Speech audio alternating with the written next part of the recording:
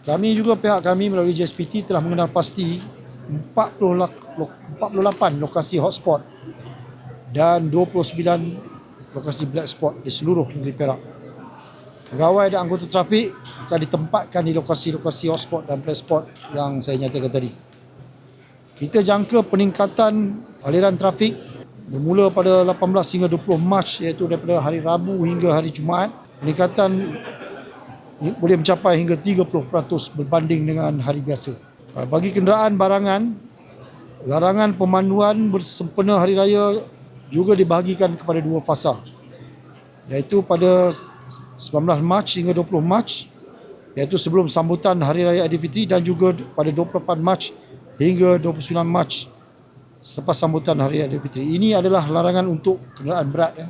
Mengikut rekod Op Selamat yang lepas, iaitu Op Selamat 24, jumlah kemalangan yang direkodkan adalah sebanyak 960 kemalangan dengan 10 kes kemalangan maut.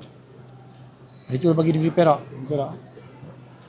Jadi bagi Op Selamat ke-26 ini, fokus utama kita adalah untuk mengurangkan kemalangan jalan raya sebanyak 5% dan memberi penekanan kepada keselamatan pengguna jalan raya dengan penguatkuasaan saman terhadap 6 kesalahan utama, iaitu yang pertamanya memandu melebihi had laju, kedua memandu di lorong kecemasan, ketiga memotong di garisan berkembar, keempat memotong barisan, kelima tidak mematuhi lampu isyarat, dan yang akhir sekali menggunakan alat komunikasi semasa memandu.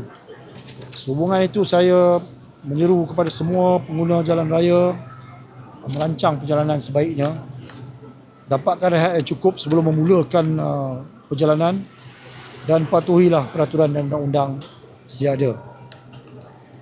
Mustahaknya pandulah dengan berhemah, timbang rasa dan penuh kesabaran.